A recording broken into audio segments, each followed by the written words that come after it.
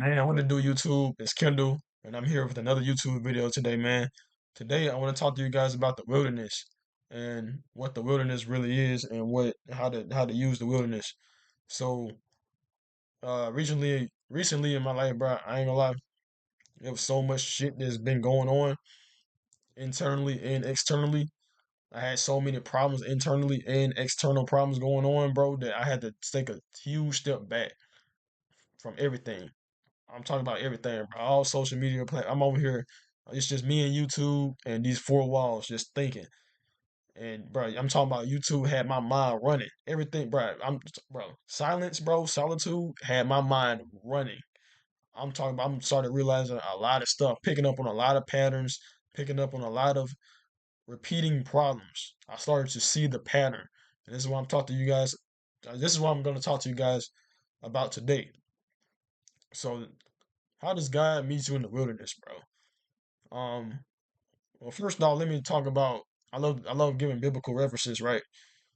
Jesus spent 40 days, 40 nights in the desert before he started preaching. And when you think about a desert, it's quiet, right? It's not a lot of people. It's not things going on. It's nothing in the desert, right?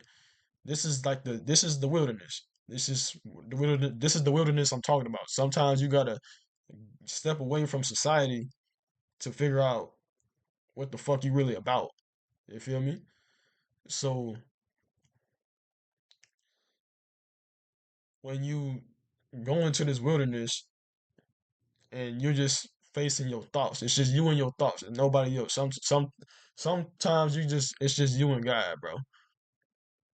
And when you really face these thoughts, you start to figure out the repeating patterns or figure out why you made a certain decision.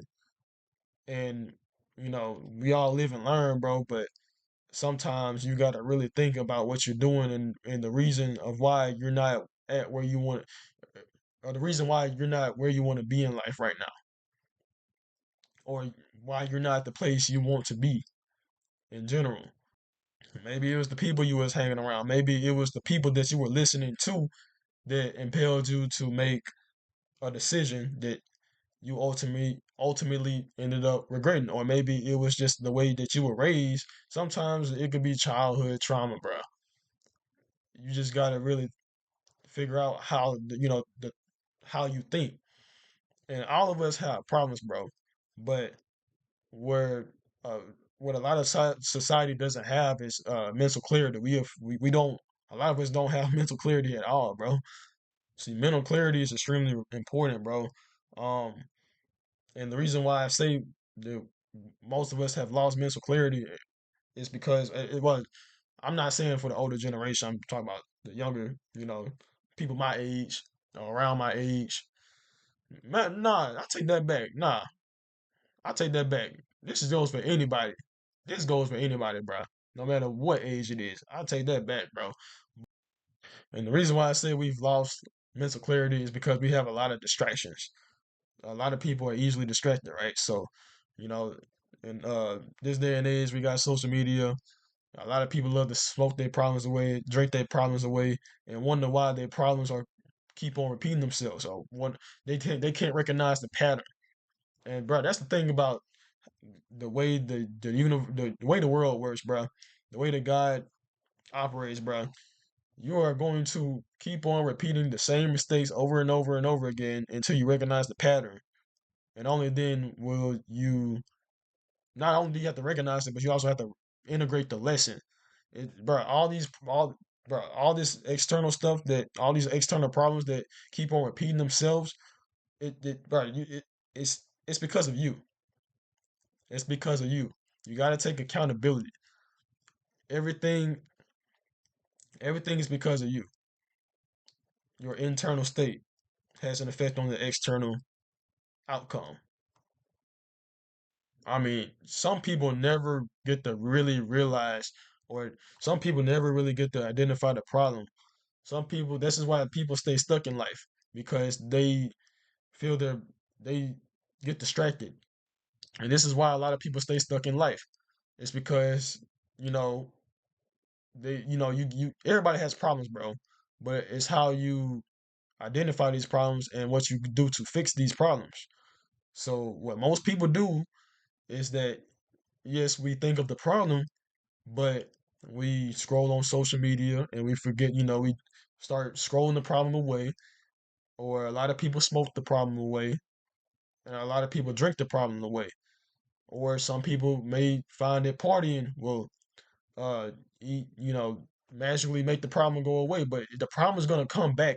It's always gonna come back, and it's gonna, like I said, until you learn this lesson that needs to be learned, God is gonna keep on putting this lesson right in front of you until you learn it.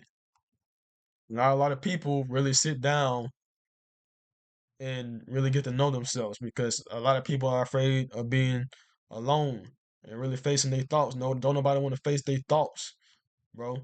And when you face these thoughts, you start recognizing the pattern.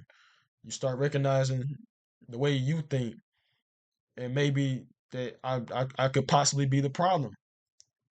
Maybe it is because of me. You feel me? So yeah, it's like, and when you go into the wilderness, right? Just imagine this murky water. Most of our water is murky, bro, because of all these distractions that I just named. It's like this murky water, but when you sit down and think to yourself about what's really going on, you are clearing that water. All of a sudden, the water becomes clear. You see these problems right in front of you, clear as day, clear as day, right?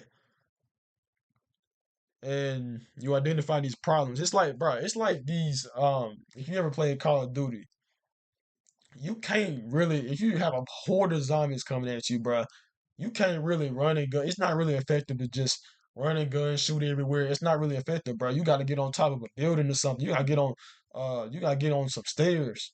You got to get the high ground, bro, so you can start really taking these zombies out. That's like going into the wilderness, bro. If you can get a sniper and go on a skyscraper and you can see these problems in front of you.